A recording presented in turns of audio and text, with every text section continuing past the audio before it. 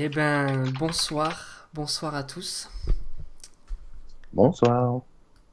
On est bien en live, tout fonctionne, tout le monde nous entend correctement. Bonsoir à tous, n'hésitez pas à mettre des petits commentaires pour nous faire des petits coucous. Donc ce soir, on se retrouve avec Paul de la chaîne Flesh Me. Donc, bonsoir Paul, merci d'être là. Bonsoir. Ouais, un plaisir. Un grand plaisir. Je suis content de te retrouver. Encore désolé pour la semaine dernière, mais bon, en Y a pas plus de des problème. temps particuliers. Ouais, c'est cool, ça a permis qu'on puisse parler d'autre chose. Puis voilà, t'as laissé monter le suspense comme toutes les stars Hype. le font. Hein, Ouais. c'est... Aïe, aïe, aïe, non, non, non. Oh, le Star System. Je rigole, bien sûr. Et hey, coucou Elisabeth du Texas. Yes. She's American. Yes. Trop cool. Alors du coup, ben, ce soir, voilà, j'ai invité Paul pour qu'il nous partage un petit peu son cœur sur la famille. C'est quoi la famille selon le cœur de Dieu? Et voilà, j'aimerais le bénir, j'aimerais qu'on puisse l'honorer aussi sur cette chaîne. Et, euh, et voilà, donc je peux prier pour toi avant que tu démarres? Avec grand plaisir. Super. Bah, merci papa pour cette soirée, merci pour ce partage, pour cette connexion. Merci pour ta présence parmi nous, parmi tous ceux qui peuvent regarder ce soir et qui vont regarder plus tard. Merci pour Paul, pour tout ce que tu as déposé dans son cœur, tout ce que vraiment tu lui as révélé et tout ce que tu veux dire à travers lui ce soir. Merci de l'utiliser comme tu le souhaites et vraiment on l'accueille lui, son ministère et ce qu'il porte de toi. Alors sois béni Paul et voilà, à toi l'espace. Allez, c'est parti. Yes. Je vais, juste pour éviter de trop déborder, je me mets un petit minuteur. Ça va, moi je vais couper mon micro et puis si j'ai besoin de parler, je le rallumerai. Ouais, n'hésite pas, hein. Yes. Voilà, du coup, le thème.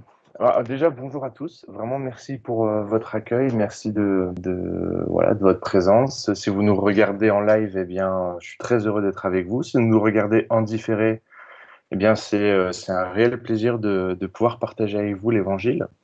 Et donc, avec Audrey, on s'est mis d'accord sur un thème. C'est développer une famille selon le cœur de Dieu. C'est un chouette sujet. C'est vraiment une thématique qui est hyper intéressante. Euh, Avec cette problématique dans le cœur de beaucoup de chrétiens, de beaucoup de croyants, c'est comment être une famille selon le cœur de Dieu. Je crois que c'est vraiment un désir pour beaucoup. Euh, J'essaie de construire un peu mes prédications autour de trois axes. C'est dans un premier temps de définir le besoin. On croit que la Bible est la parole de Dieu, et nous croyons que Dieu a placé dans la parole de Dieu euh, beaucoup de choses, beaucoup de commandements, beaucoup de principes pour nous offrir un modèle d'une famille idéale. C'est-à-dire qu'on a dans les Écritures énormément d'éléments qui nous montrent quelle est la famille idéale, quelle est la famille selon le cœur de Dieu. Et et le grand besoin que nous avons en tant que chrétiens, en tant que famille chrétienne, c'est de calquer notre modèle familial à celui de la parole de Dieu. Parce qu'on croit que si nous nous appliquons à suivre le modèle que Dieu donne à la famille, et si nous l'appliquons à notre famille, alors on a en quelque sorte la promesse d'avoir une vie bénie, une vie enrichie, une vie, voilà, une vie familiale épanouie. Et donc, le désir chez beaucoup de chrétiens, c'est de s'approcher au plus proche de ce modèle proposé par les Écritures, de proposer le modèle que Dieu demande à la famille. Donc ça, c'est le besoin. On a tous envie d'avoir une famille qui correspond au cœur de Dieu, qui correspond au modèle familial qu'il nous présente. Et, et c'est un petit peu le rêve d'enfant. Enfin, en tout cas, moi, je me souviens que quand j'étais célibataire et que je faisais des colos, en général, on partageait un peu nos rêves en rigolant. Et un de mes rêves, je le disais en rigolant, mais c'était vrai en plus. C'était de me marier et j'avais envie de fonder quelque chose, j'avais envie de fonder un foyer et j'avais un profond désir que ma famille soit selon le cœur de Dieu. C'était un vrai besoin en moi et j'ai mis beaucoup d'emphase à ça. J'ai cherché une femme qui correspondait au cœur de Dieu. Voilà, et aujourd'hui encore, j'essaye, on en reparlera, mais j'essaye de développer une famille selon le cœur de Dieu. Voilà, ça fait maintenant 7 ans que je suis marié. On a un enfant ressenti 6 qui, qui est avec nous. Qui nous donne énormément de joie et il vient juste d'avoir 5 ans, mais il nous consomme énormément d'énergie. Mais voilà, c'est vraiment un régal en fait que de s'épanouir dans une famille selon le cœur de Dieu.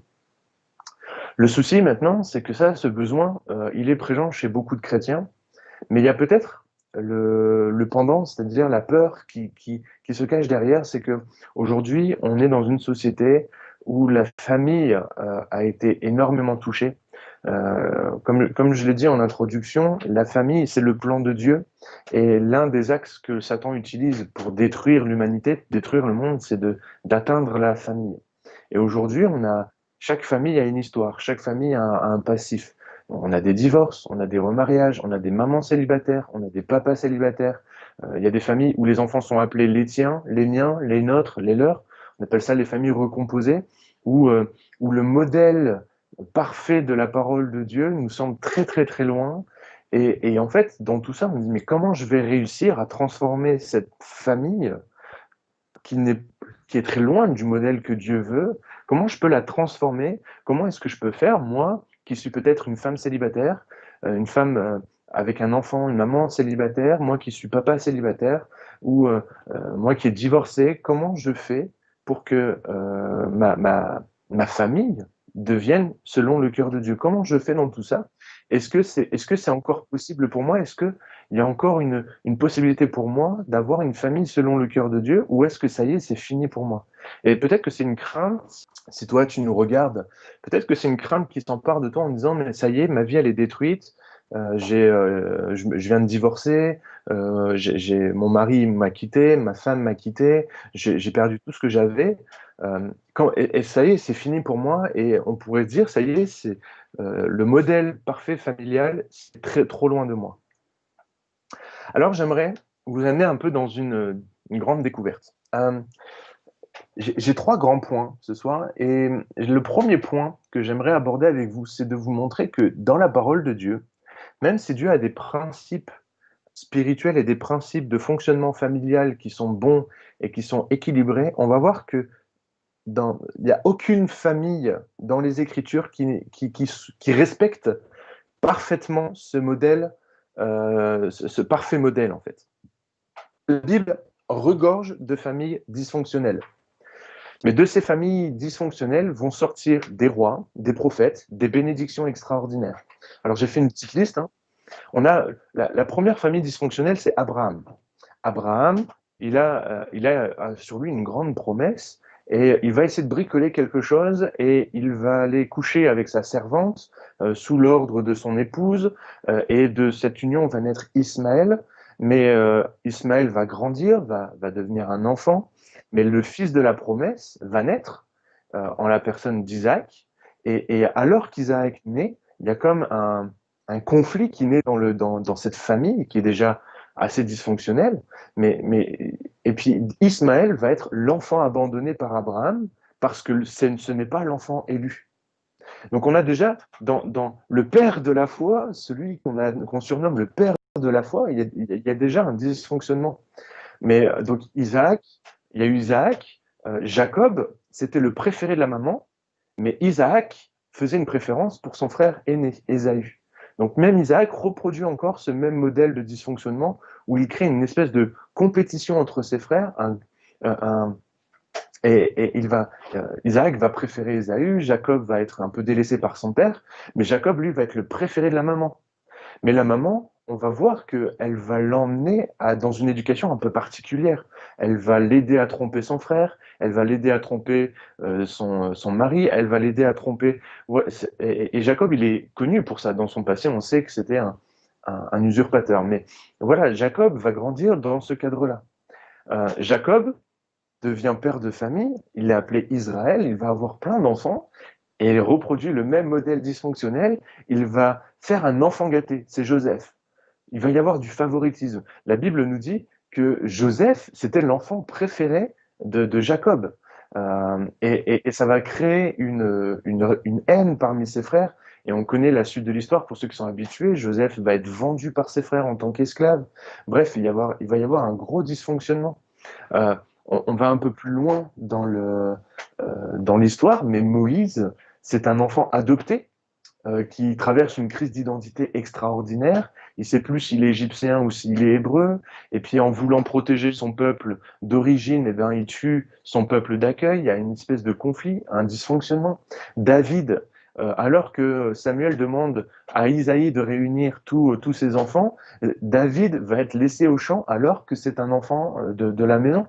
Donc, on voit, voilà, et c'est des exemples parmi tant d'autres, mais on voit que dans la parole de Dieu, euh, quand bien même Dieu a un idéal de famille, il n'y a pas beaucoup de familles dans la parole de Dieu qui respectent ce schéma que Dieu a voulu. Pourtant, de toutes ces familles vont naître des bénédictions extraordinaires. Et ça, c'est une promesse de Dieu. Et c'est le premier encouragement que j'aimerais te donner, c'est que peu importe l'état de ta famille, l'état dans laquelle tu te trouves avec ta famille, peut-être, encore une fois, tu es divorcé, maman célibataire, papa célibataire, tu es remarié, voilà, il y a des dysfonctionnements, peu importe tous ces dysfonctionnements-là, euh, Dieu suscite de ces dysfonctionnements des bénédictions pour les familles. Et Dieu a à cœur les familles et souhaite toujours bénir les familles. Donc ça, c'est vraiment mon premier point. Et c'est vraiment ce qui est pour moi le plus important, c'est de bien comprendre que même si tu as une famille qui est dysfonctionnelle, mon pasteur me dit toujours, Paul, toutes les familles sont dysfonctionnelles. Il n'y a pas une seule famille, même les familles de pasteurs, même ne croyez pas ce que vous voyez sur les réseaux sociaux. Moi, je suis le premier à ne publier que les super événements de notre famille, mais je vous cache et je ne le partage pas sur les réseaux sociaux quand je me dispute avec mon épouse, quand on se fight, quand on est en colère l'un contre l'autre, quand on se dit des choses qu'on ne veut pas se dire. Il y a, dans toutes les familles, il y a des dysfonctionnements, il y a des choses qui ne sont pas réglées, et c'est normal. Mais ces dysfonctionnements-là, Dieu veut les transformer en quelque chose d'extraordinaire. Et pour ça, il y a des clés. Et c'est le deuxième point que je voudrais aborder. C'est les clés pour réussir à transformer ma famille dysfonctionnelle en une famille bénie et en une famille selon le cœur de Dieu. Je le redis encore une fois, mais je pense que c'est primordial, c'est que la famille a été voulue par Dieu pour porter l'image de la relation qu'il veut développer avec son Église. La famille, je le répète, hein, la famille a été voulue par Dieu pour porter l'image de la relation qu'il veut développer avec son Église. C'est-à-dire que la famille eh bien, est l'image de comment l'Église doit développer sa relation avec Dieu. Et c'est pour ça qu'on retrouve régulièrement dans tous les commandements qui concernent la famille, eh bien, des compléments comme Dieu, ou comme au Seigneur, ou comme Christ, ou pour Christ, ou selon le cœur de Christ, ou selon Christ. C'est vraiment parce que la famille est là pour porter la relation que l'Église doit développer avec Dieu.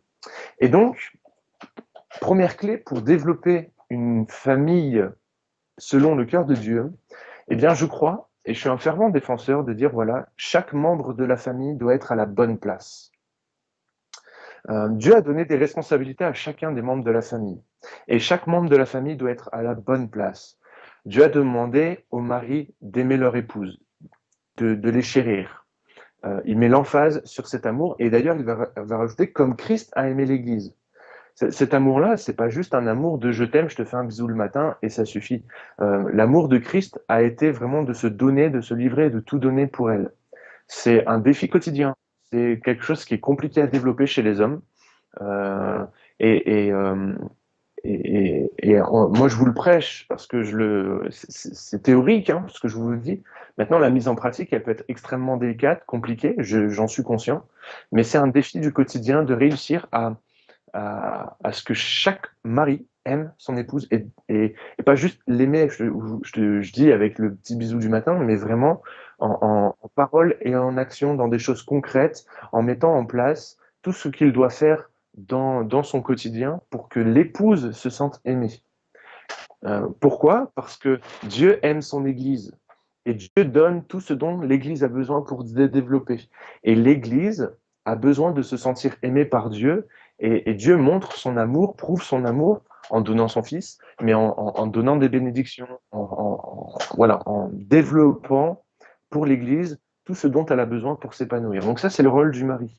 Le rôle de la femme, alors on est au 21e siècle, c'est compliqué de le dire, c'est compliqué de l'affirmer, mais la Bible nous dit que la femme doit se placer sous l'autorité de son mari. Alors, on va essayer de bien expliquer les choses. D'ailleurs, la Bible va dire que la femme doit se placer sous l'autorité de son mari comme sous l'autorité de Dieu. Pour ça, mon épouse a sorti cette phrase extraordinaire et en fait, elle est pleine de vérité, mais un jour, elle m'a dit, eh ben, écoute, je me soumettrai le jour où je serai d'accord avec toi. Alors, ça peut être super surprenant et pendant très longtemps, je l'ai très mal pris. Mais en fait, j'ai compris une chose au travers de cette chose-là, c'est que euh, les maris ne devraient jamais se servir de cette phrase pour justifier ce qu'ils font. Parce que c'est pas aux maris que Dieu s'adresse, c'est aux femmes. Et je crois que les femmes, elles doivent se sentir extrêmement aimées, extrêmement en sécurité pour accepter de se placer sous la mission et sous l'autorité de leur mari. Si le mari ne respecte pas son rôle, la femme aura énormément de mal à respecter le sien. C'est pour ça que je dis que chacun doit être à sa place. Le rôle du mari, c'est de donner tout ce dont son épouse a besoin pour l'aimer, pour la chérir et qu'elle se sente en sécurité. Et la femme, elle, va se placer sous la mission, sous l'autorité de son mari, parce qu'elle va se sentir en sécurité. Pourquoi est-ce que l'Église se place sous l'autorité de Dieu? Parce qu'il sait que Dieu est bon, que Dieu est juste, et qu'en se plaçant sous l'autorité de Dieu, eh bien, elle ne manquera de rien, elle grandira, elle s'épanouira. Donc, messieurs, si vous regardez ce message, n'utilisez jamais ce verset pour justifier votre autorité, mais laissez les femmes eh bien, rentrer dans ce rôle, et elles le feront avec tellement de facilité si elles se sentent aimées, écoutées, reconnues, et c'est vraiment important. Donc ça, c'est le couple, c'est la base. Mais après, il y a d'autres personnages, d'autres personnages dans une famille. Il y a les enfants. Dieu va dire aux enfants, obéissez à vos parents selon le Seigneur. Il va dire aux parents de ne pas s'irriter contre les parents, de peur qu'ils abandonnent leur foi. Il va demander aux parents d'instruire, de conduire. Donc on voit que chaque membre a des responsabilités. Donc vraiment cette clé, elle me paraît extrêmement importante. C'est que chacun rentre dans le rôle que Dieu lui a confié. L'erreur, ça serait d'imposer aux autres ce rôle, de vouloir l'imposer. Encore une fois, si je prends l'exemple de enfants, obéissez à vos parents. Si en tant que parent, je suis obligé de dire aux enfants, mais la Bible, elle dit que tu dois m'obéir, donc obéis-moi, eh bien, encore une fois, Dieu s'adresse là aux enfants. Et donc, c'est aux enfants eh bien, d'obéir à la parole de Dieu et donc d'obéir à leurs parents. Mais dans ces cas, nous, parents, à nous qui avons des enfants, nous devons offrir un cadre sécurisant pour que les enfants puissent développer ce rôle-là. Donc la responsabilité à chacun, c'est de donner à l'autre ce dont il a besoin pour rentrer dans le rôle. Et d'ailleurs, la fonction du mariage, le rôle du mariage, c'est de permettre à l'autre, à son conjoint, d'être, euh, c'est de permettre à son conjoint, à son partenaire, de se développer, de grandir et de s'épanouir. Mon rôle en tant que mari, c'est de permettre à mon épouse, Emeline, de se développer et de s'épanouir en tant qu'épouse, en tant que femme, en tant que maman. Et mon rôle, c'est de lui donner tout ce dont elle a besoin pour s'épanouir dans ce rôle-là. Quand elle aura tout ce dont elle a besoin, elle arrivera et ça sera plus facile pour elle de répondre à ce commandement-là. Donc ça, c'est la première clé, c'est que chacun doit être à la bonne place. La deuxième clé, c'est de favoriser un climat de communication. Euh, la clé de réussite d'une famille, c'est d'être capable de communiquer sur tous les sujets qui nécessitent d'être communiqués. Encore une fois, la famille a été voulue pour être à l'image de la relation que Dieu a avec son Église, et Dieu veut développer une communication avec son Église. L'Église, Dieu veut que l'Église prie, Dieu veut que l'Église passe du temps dans la présence de Dieu, Dieu veut que l'Église apprenne à connaître Dieu en lisant la parole, en méditant la parole. Et de même, l'Église a besoin de la présence de Dieu, a besoin que Dieu lui enseigne, que Dieu l'instruise, que Dieu lui parle, que Dieu la conduise. Et en fait, cette relation de communication, si elle est vraie pour l'Église et Dieu, elle est d'autant plus vraie au sein des familles. Et je crois que développer un climat de communication, ça se fait pas naturellement. C'est toujours pareil. Ça nécessite eh bien de comment j'ai perdu le thème, mais en fait, ça nécessite de dire voilà, à tel moment on va parler, on va faire le point, on va dire qu'est-ce qui va pas, de quoi tu as besoin, quels sont tes besoins, qu'est-ce que tu veux faire, est-ce qu'on peut reparler de ça, est-ce qu'on peut discuter de tiens, tu as dit ça tout à l'heure, qu'est-ce que tu as voulu dire? Et vraiment, ça doit être intentionnel. C'est le terme que je cherchais. C'est-à-dire que la communication, c'est pas quelque chose de naturel, surtout chez l'homme. Par exemple, l'homme a tendance à aller se réfugier dans sa caverne, à se taire. Quand il est face à une difficulté, il va avoir tendance à se renfermer sur lui. Mais je crois que, au contraire, l'homme doit réussir à passer au-dessus de ça et dire, OK, maintenant, je vais communiquer sur pourquoi je me suis enfermé, pourquoi je me suis renfermé sur moi-même. Donc, c'est vraiment un défi dans un couple, dans une famille, de développer ce climat de communication parce que euh, c'est tellement pas naturel en fait. C'est tellement pas naturel d'être confronté à l'autre. Un couple, une famille, ça me permet de développer ce que je suis, mais de me permettre d'être. Alors, on m'a reproché d'utiliser ce terme-là, donc prenez-le avec beaucoup de pincettes, mais d'être une meilleure version de moi-même. C'est-à-dire que ma famille, mon épouse, est un miroir pour moi et elle me renvoie mes défauts, elle me renvoie mes traits de caractère que je dois changer. Je pense que le Saint-Esprit et Dieu utilisent la famille pour changer mon caractère. Et, et, euh, et quand je dis on doit être une meilleure version de nous-mêmes, c'est un terme c'est un terme très psychologique dans l'épanouissement personnel, tout ça. Donc, l'utilisez pas n'importe comment, mais voilà, comprenez bien le contexte. Mais l'Église, en fait, la famille me permet, euh, eh bien, d'être un peu un miroir sur mon caractère, ce que je dois changer en moi. Et tout ça va passer par de la communication. Et ça, c'était la deuxième clé. Et c'est la troisième clé qui est pour moi le ciment de tout ça, c'est que l'amour par-dessus tout. Euh, tout ce qu'on a traversé, là, cette crise sanitaire, cette crise du Covid, a soulevé énormément de problèmes dans les couples. Et mon épouse s'est tenue pas mal au courant de ce qui se passait dans les familles non chrétiennes. Enfin, elle suivait un peu, elle a été assez atteinte et elle suivait un groupe de discussion avec les gens, partager leurs témoignages de comment ils vivaient la maladie, comment ça se passait. Et elle a eu des témoignages de personnes qui disent, bah, à cause de la maladie, mon couple a été détruit, mon couple j'ai divorcé, mon mari est parti. Euh, Parce qu'en fait, ces temps de crise-là mettent en avant tout ce qui n'a pas été réglé, tout ce qui a été difficile. Euh, pour être tout à fait transparent, là, le fait que mon épouse ait été malade, ça a mis en avant, ça a fait ressortir toutes les crises qui n'avaient pas été réglées, toutes les petites choses qu'on n'avait pas communiquées, qu'on n'avait pas partagées. Et en fait, aujourd'hui, toute cette crise-là nous permet bah, de s'asseoir autour d'une table et de communiquer, de dire bah voilà ce que je ressens, voilà comment je me sens dans mon couple, voilà quels sont mes besoins, et puis voilà pourquoi j'ai agi comme ça pendant toute cette crise-là, voilà ce que moi j'ai ressenti. Et en fait, pourquoi on a réussi à s'asseoir autour d'une table et de dire on va parler, bah, c'est parce qu'en fait il y a quelque chose qui est primordial dans notre couple, c'est que l'amour domine. L'amour, c'est pas un sentiment. L'amour, c'est pas les bisounours où on papillonne, tout ça. Tout ce qui est joie, bonheur, bien-être lié à l'amour. Vous savez, quand on rencontre son âme sœur, il y a toujours un petit temps où tout est beau, tout le monde est gentil, et puis ma femme, c'est la plus extraordinaire. Mais en fait, tout ça, c'est pas l'amour. Ça, c'est les conséquences de l'amour. C'est les liens c'est tout ça, c'est toutes les émotions qu'on reçoit. Mais l'amour, avant toute chose, l'amour est une personne. L'amour, c'est Dieu. Notre couple, pour être une famille selon le cœur de Dieu, l'amour doit dominer sur la famille.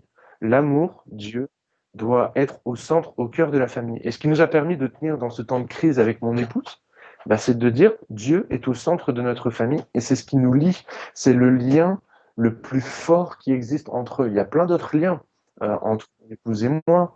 Il y a un lien d'affection, il y a un lien d'amitié, il y a un lien de parenté parce qu'on a un enfant. Il y a les liens de souvenirs, il y a toutes ces choses-là qui sont très bonnes et qui nous lient, mais le lien le plus fort et le plus dur, même dans l'épreuve, eh bien c'est Dieu en fait. Et je vous encourage dans vos familles à développer avec vos enfants, avec votre conjoint, avec votre famille, de développer ce lien d'amour, non pas l'amour bisounours, mais vraiment cette relation avec Dieu, de mettre Dieu au cœur de vos relations. Donc, je répète juste les trois clés. La première clé, c'est de mettre chaque membre à la bonne place dans la famille. La deuxième clé, c'est de favoriser, de mettre en place un climat de communication avec ses enfants, avec son époux, avec son partenaire, avec son conjoint. Voilà, c'est important de développer une communication. Et le dernier, c'est le plus important, c'est de développer un lien d'amour et de mettre Dieu au centre du couple. Et vraiment la troisième partie, et je vais m'arrêter là, euh, Dieu s'occupe de combler nos dysfonctionnements. Je l'ai dit en introduction, il y a pas une famille aujourd'hui qui soit parfaite, où il n'y a pas de dysfonctionnement. On a tous des dysfonctionnements, il y a tous des moments où c'est plus difficile que d'autres. Il y a des familles monoparentales, il y a des familles recomposées, il y a des familles seules, il y a des familles qui sont en train de se diviser, se déchirer. Dans tous ces dysfonctionnements-là, ce qui est important, c'est de considérer que Dieu s'occupe de nos dysfonctionnements, s'occupe de ces choses qui sont là et qui nous déchirent. Mais pour ça, il faut que Dieu soit au cœur de nos familles. Et c'est vraiment ce qu'il y a de plus important, c'est que dans votre famille, vous allez voir que toutes les crises que vous allez traverser, si vous remettez Dieu au centre de votre famille, n'importe quelle crise sera réglée parce que Dieu est là et Dieu agit. Des crises financières dans un couple, si vous mettez Dieu au centre de vos finances, Dieu au centre de votre couple, vous allez voir que la crise financière, elle va partir. Vous avez une crise avec un enfant qui fait une crise d'ado ou tout ça, remettez Dieu au centre, remettez ça dans la prière, remettez Dieu au centre de votre famille, vous allez voir que Dieu va régler les choses. Mon épouse a été une adote rebelle, ses parents ont mis Dieu au centre de leur famille, ont remis ça entre les mains de Dieu. Aujourd'hui, elle est mariée avec une femme de pasteur, ça fait pas d'elle une personne extraordinairement sainte, ça fait d'elle une femme qui a accepté Jésus-Christ dans sa vie et qui aujourd'hui marche selon la volonté de Dieu et et voilà, qui est dans le droit chemin alors qu'elle a traversé une crise. Donc, tous nos dysfonctionnements sont comblés à partir du moment où Dieu est au centre. Et j'aimerais vraiment terminer avec cette parole-là. Si vous traversez une crise dans votre famille, remettez Dieu au centre. Ne mettez pas Dieu, ne voyez pas Dieu comme une roue de secours. Remettez-le au centre de votre vie. Prenez du temps pour prier, pour mettre cette crise au centre, et vous allez voir que Dieu va combler les dysfonctionnements de votre famille. Voilà, je vais m'arrêter là. On était parti sur 25-30 minutes, hein, donc je suis dans les temps, mais vraiment, euh, pour terminer, euh, toute famille est dysfonctionnelle et il n'y a pas de honte, et j'aimerais vraiment vous encourager, il n'y a pas de honte à se faire aider pour régler les problèmes, pour régler les dysfonctionnements. L'Église a été voulue pour ça. Il y a des gens qui sont formés pour accompagner les couples à mieux communiquer, à mieux s'aimer, à mieux s'épanouir l'un avec l'autre. Euh, Ce n'est pas une honte, ce n'est pas un échec. Au contraire, faire ça, c'est la démonstration que vous tenez à votre famille et que vous aimez votre famille.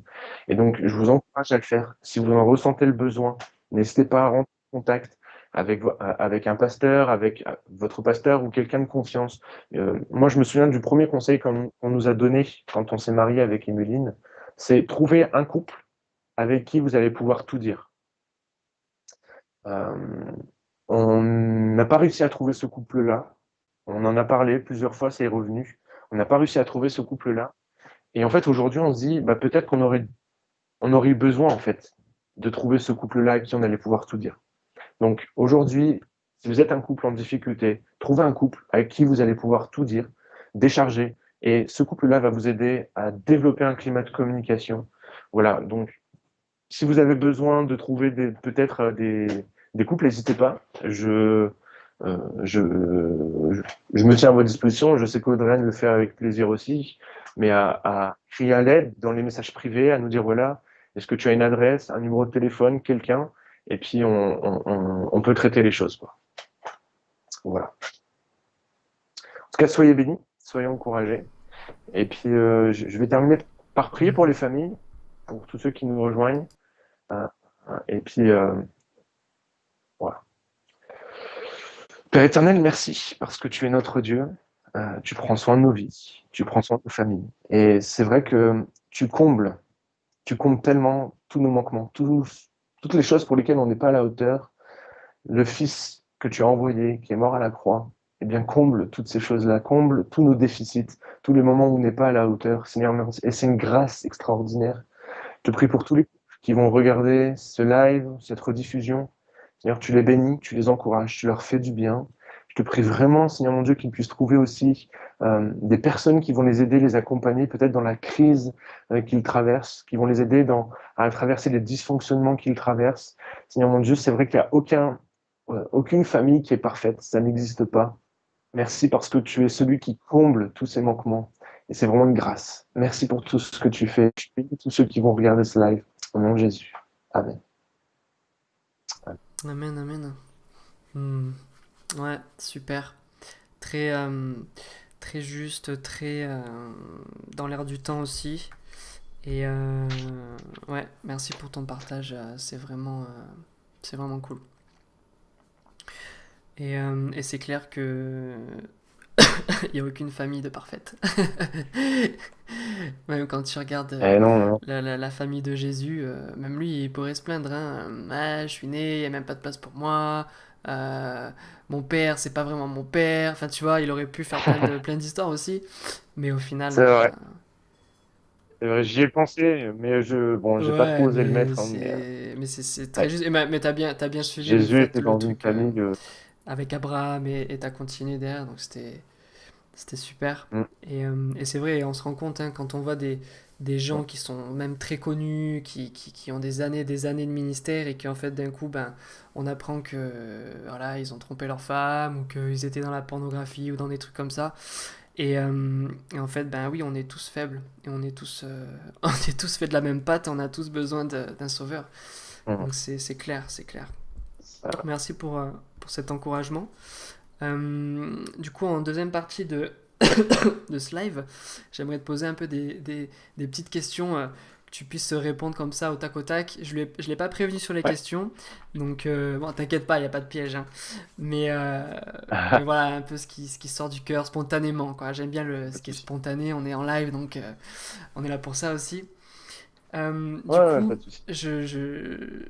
j'aimerais que tu partages un petit peu, enfin, qu'est-ce que tu dirais à quelqu'un qui croit que la carrière est plus importante que la famille, que sa carrière professionnelle a plus de valeur, que pour lui c'est vraiment ça, c'est sa vie, c'est vraiment c'est son cœur. Et qu'est-ce que tu lui dirais? Qu'est-ce que tu penses que, voilà, que Dieu a envie de lui dire, quoi? Mm. Euh, Il y a, il y a, il y a, il y a toujours un moment où la carrière, elle va Mhm. s'arrêter. Euh, il y a toujours un moment où la retraite va pointer Ouais. son nez et où il sera nécessaire de s'arrêter. Même si on voit aujourd'hui beaucoup de papis continuer à travailler, des grands PDG, des grands patrons continuent à travailler, même quand ils ont passé l'âge de la retraite. Mais il y a toujours un moment où le corps de toute façon va dire stop. Et la question à se poser, c'est qu'est-ce qui va rester en fait? Qu'est-ce qui va rester et qui seront les gens qui seront autour de moi au moment Hmm. où mon corps va dire stop?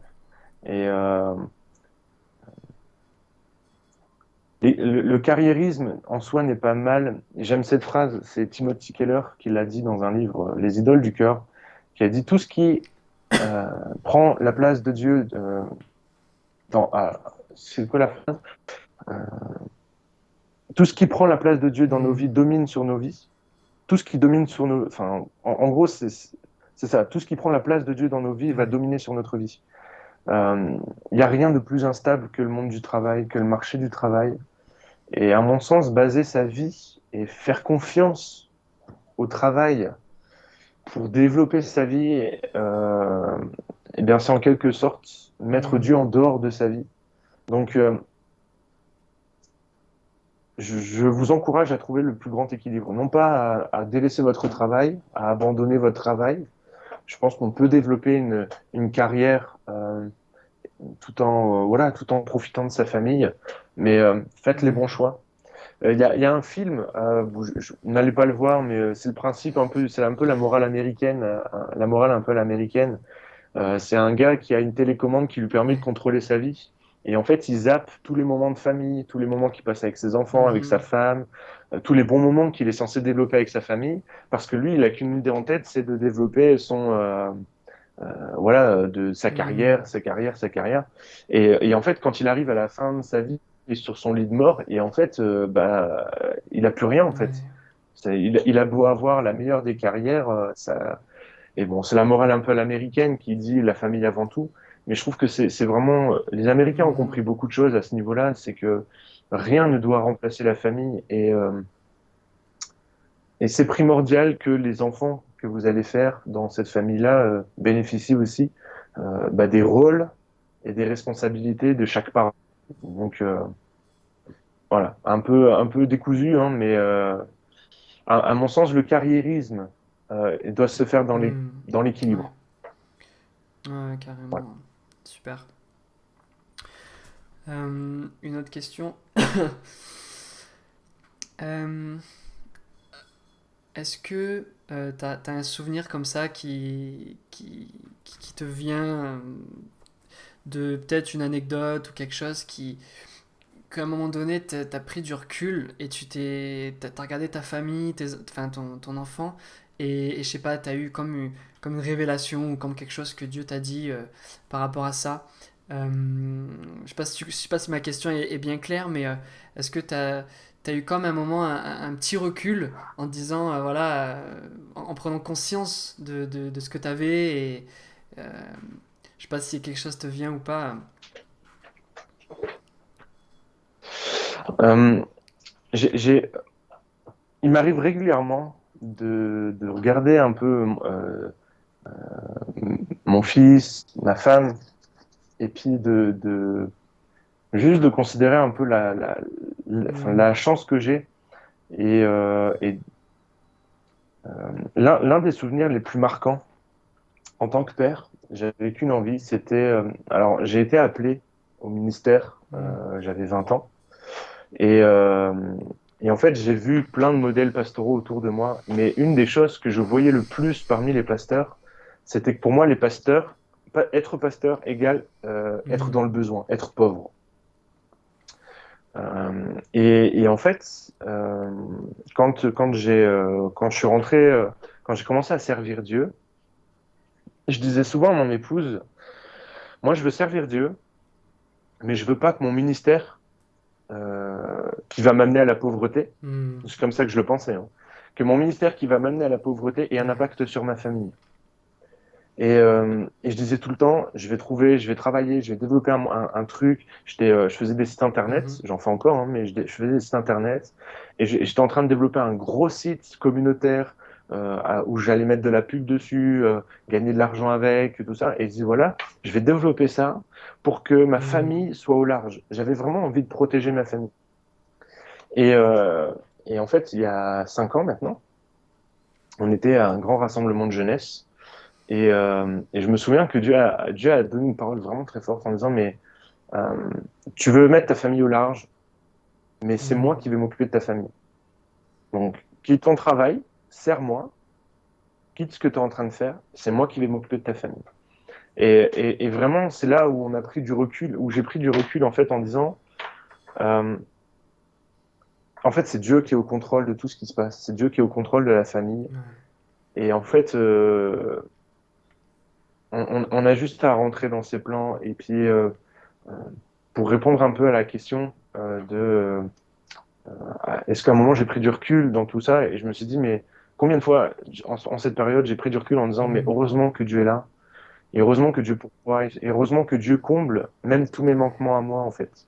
Toutes les fois où je suis pas un assez bon mari, toutes les fois où je suis pas un assez bon papa, toutes les fois où je suis pas un assez bon euh, père de famille, heureusement que Dieu est là pour combler, pour donner de l'amour à mon fils, pour donner de l'amour à mon épouse. Heureusement que Dieu est ce lien en fait qui Ouais. existe entre nous, parce que je me dis ouais, des fois je regarde un peu ce que je fais et Hmm. je suis pas fier quoi. Mais heureusement que Dieu est là pour Ouais. combler quoi. Ouais, super. Ouais, c'est sûr. C'est sûr. Euh, Moi, encore une ou deux questions. Euh, Vas-y, vas-y.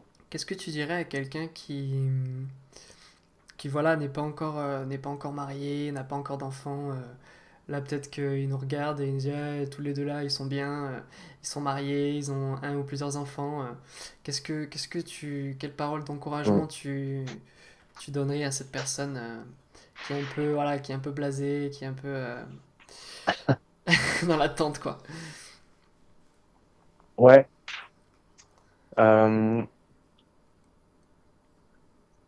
alors, la première chose que je vais te dire, que je voudrais te dire, toi qui espères te marier un jour, euh, ne vois pas le mariage comme un moyen de régler plein de Hmm. problèmes que tu as. Ne vois pas dans le mariage un moyen de régler tes propres soucis. Euh, Pourquoi je dis ça? Parce que moi, j'ai fait partie de ceux qui vivaient très mal le célibat, qui étaient vraiment très très mal célibataires. J'aimais pas ça. Mon meilleur ami de l'époque était fiancé. Ils étaient limite, enfin, ils étaient déjà en train de réfléchir au mariage. Et moi, j'étais tout seul et j'étais souvent la troisième roue. Enfin, voilà, j'étais la Ouais. chandelle, quoi. On faisait des sorties. J'ai conduit mon meilleur ami chez sa fiancée pendant plusieurs jours, enfin pendant plusieurs années parce que il avait pas le Hmm. permis. Enfin, et j'étais toujours un peu le troisième, enfin, la chandelle quoi. Et je vivais très très mal mon célibat et j'avais comme idolâtré, en fait, même idéalisé, trop Hmm. idéalisé en fait le mariage. Et je pensais que le mariage allait régler un peu les mal-être que j'avais en moi d'être tout seul, tout ça. Et en fait, c'est pas vrai, même si ça a comblé, ça a aidé certaines choses, mais en fait, ça a juste mis en avance d'autres. Et un mariage, c'est deux personnes qui ont des problèmes, Hmm. qui se marient et qui se créent encore plus de problèmes en étant à deux. Ouais. Donc, euh, n'idéalise pas trop le mariage. C'est la première chose que je voudrais te dire. La deuxième chose, c'est prie déjà pour ton mariage, prie déjà pour ton épouse, prie déjà pour tes enfants. Prépare ton mariage. Une des choses que Emeline m'a dit, elle m'a dit, non, mais je vois que tu te prépares. En fait, tu t'es préparé. J'avais lu des livres sur les femmes viennent de Vénus, les hommes viennent de Mars. Enfin, c'est l'inverse, hein. Ouais. J'avais lu des livres comme ça. Et en fait, j'avais été assez pragmatique en fait dans ma préparation en disant, je veux être prêt pour le mariage. Et malgré tout ça, bah, je me rends compte aujourd'hui, je suis pas le mari parfait. Et donc, dès maintenant, arrête de focaliser sur ce que tu n'as pas, regarde ce que tu as, prie, prépare les choses, prépare ton mariage, prie pour ton épouse, même si tu l'as même pas encore Ouais. rencontrée, prie pour elle, voilà, qu'elle, et prépare-toi aussi, règle tout ce que tu peux régler avant de te marier. Ah, ne crois pas à ce mensonge de dire le mariage va régler certaines choses. Tout ce que tu peux régler avant le Hmm. mariage, règle-le. Hmm. Voilà. Ouais, c'est clair. C'est clair, c'est clair. Et puis comme on dit aussi, hein, l'amour rend aveugle et le mariage rend la vue. Exactement. Il y a une chose qu'on m'a dit, le mariage, c'est fait pour régler à deux des problèmes qu'on n'aurait pas eu si on était Aussi, tout seul. ouais, c'est super. C'est super. Euh,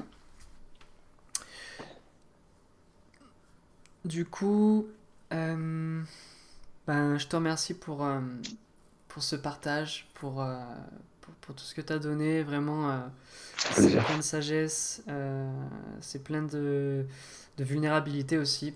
Je te remercie pour ça, parce on a besoin de la vulnérabilité, de dire la vérité aux gens, d'arrêter de leur mentir sur le fait que on est tellement Ouais, ouais, ouais. parfait, que tout va bien. Et c'est pas vrai, ouais. On C'est est des tous dans la mensonges. même galère. C'est juste qu'on a tous, Ouais. et on a tous aussi la même espérance, c'est Christ. Donc heureusement qu'il est là. Et on a tous juste une Amen. personne à qui se rattacher en fait. Donc donc c'est clair. Après, j'ai beaucoup aimé quand tu as parlé aussi d'avoir des couples et des gens avec qui Ouais. on peut parler. Moi, contrairement à toi, j'ai vraiment eu cette grâce d'avoir des couples qui nous ont vraiment guidés. Justement, le papa d'Elisabeth qui a commenté. Un très bel exemple aussi dans la foi et dans la famille. Et c'est vrai que ça nous a vraiment aidés. Et aujourd'hui, je me rends compte de cette grâce qu'on a eu de les avoir. Et vraiment, et je sais que souvent, ben, en tout cas, c'est peut-être que moi, mais j'ai l'impression qu'on est un peu tous pareils. Souvent, on a peur, tu sais, de demander ou d'aller chercher quelqu'un et dire au secours ou Ouais. à l'aide. Et en fait, ben, on a besoin d'aller au-delà de notre orgueil et pour demander de l'aide, pour demander qu'on Ouais. prie pour nous, euh, vraiment. Et quand je parle pour moi aussi. Hein. on a, on a besoin, Oui, oui, on oh, a bah, besoin toujours. de demander de Mm, l'aide quand ça va pas. ouais. Et même pour se préparer Mm, à quand ça va mm. pas aller. Parce que quand tout va bien, mais quand tout va mal, c'est compliqué aussi. Euh, C'est ça. C'est ça. ouais, donc c'est vraiment super. Euh, voilà, donc euh, on a peut-être un prochain live euh, qu'on Ouais, va faire ensemble donc sur ta chaîne cette fois-ci. c'est ça. C'est ça, Yes, avec du grand coup, plaisir. on partagera le thème. On On a avait fixé ça fixé. donc pour le 14, je crois, lundi Mm, 14 décembre. ouais. Euh, je vais le Mm, noter. mm. Décembre, chez toi, chez Paul. Ouais. Hop. Et, euh, et puis, est-ce que tu aurais peut-être voilà, des choses à nous dire, peut-être en avant-première, ou des choses que sur ta chaîne on sait pas encore, des trucs. Vas-y, balance. Bah, en fait, allez, je viens de terminer un gros mois de vidéos. En fait, pendant toute la durée du mois de novembre et du confinement, en fait, j'ai fait une vidéo par jour.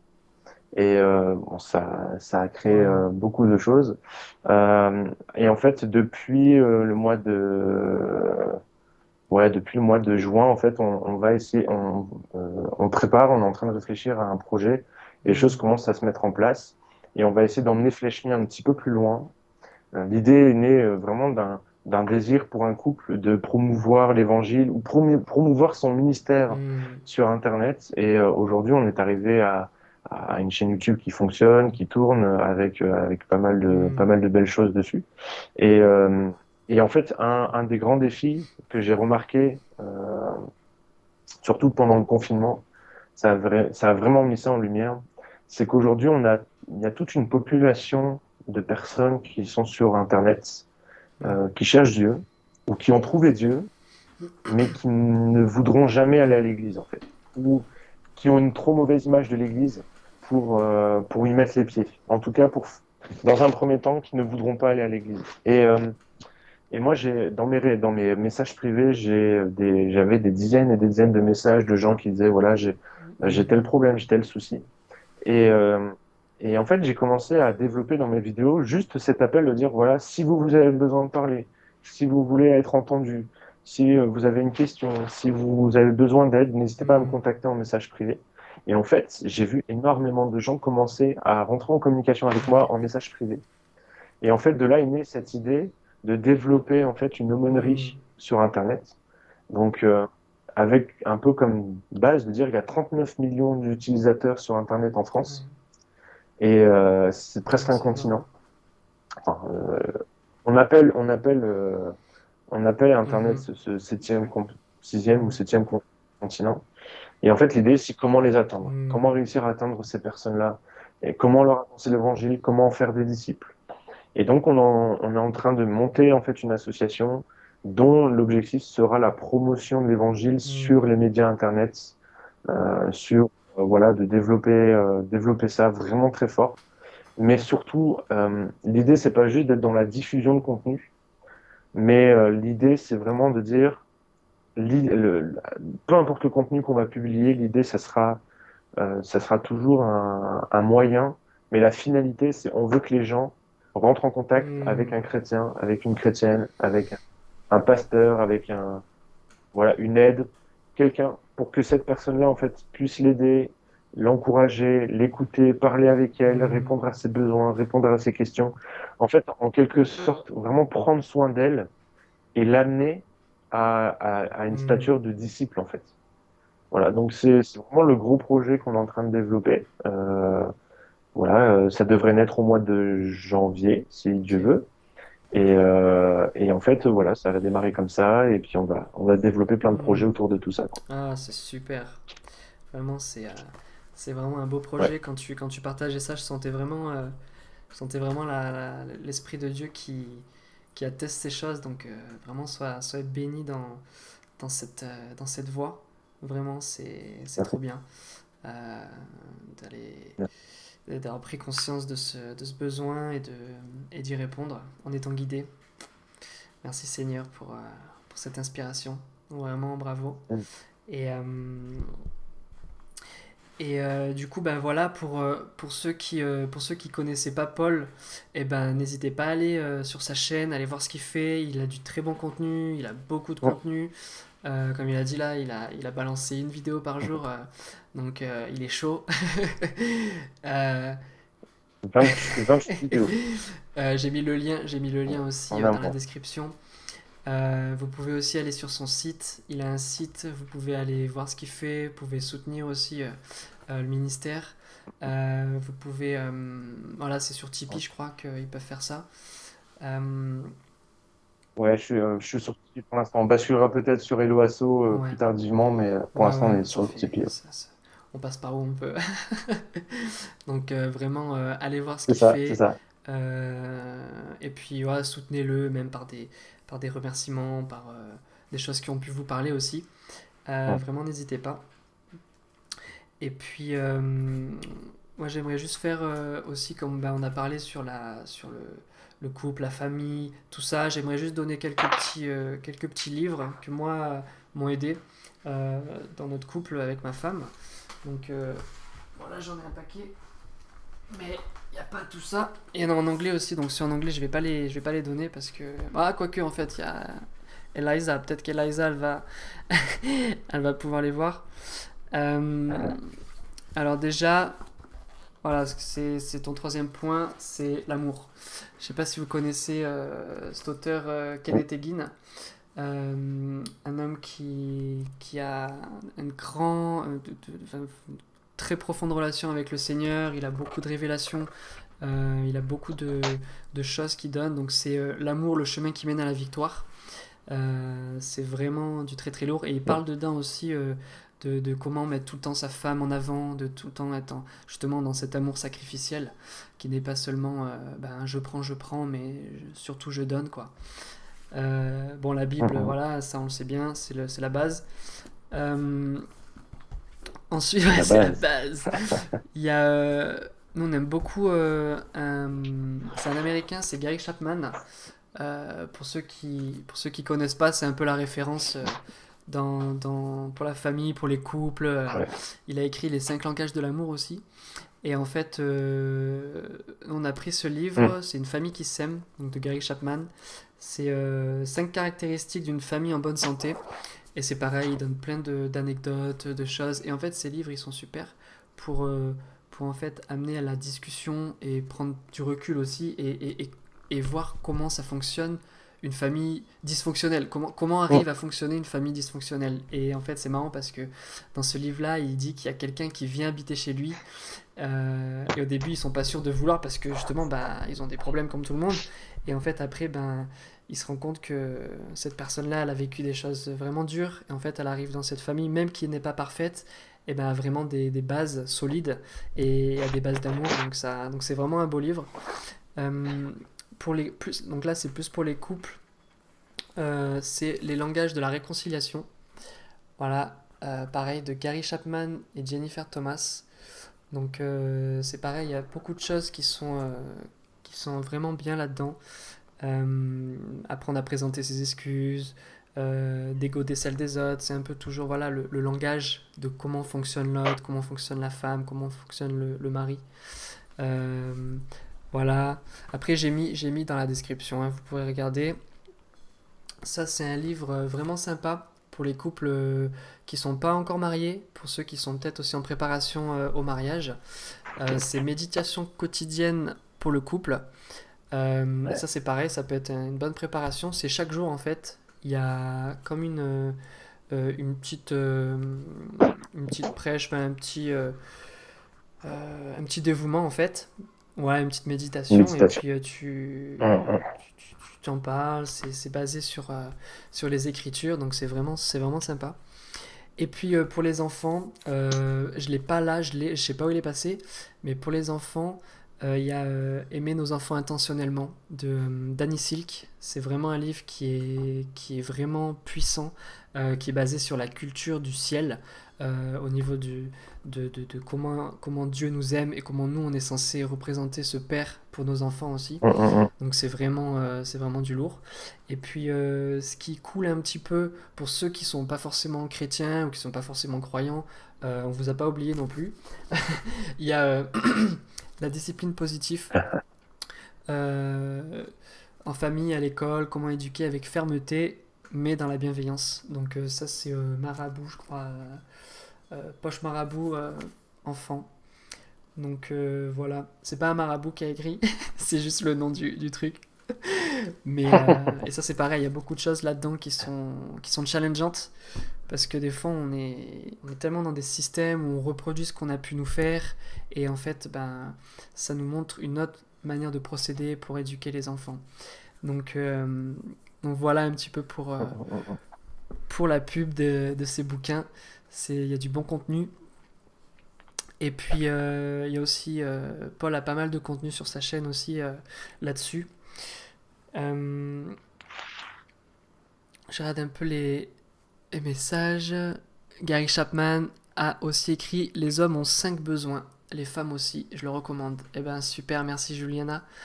Je l'ai pas lu celui-là, mais ça a l'air de stylé.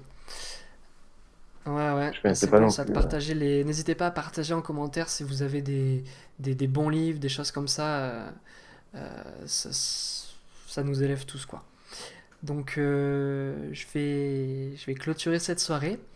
Et merci à tous d'avoir participé. Paul, merci encore. Vraiment, c'était un honneur de t'avoir. Et, Un plaisir. et j'ai hâte qu'on se retrouve pour se refaire ça. Dans 15 jours. Ouais, ouais, ouais. Avec grand Yes, plaisir dans ça 15 jours, marche. ouais. Eh ben écoutez, je vous souhaite une belle soirée. Soyez bénis, soyez encouragés. Et à bientôt. Allez, ciao.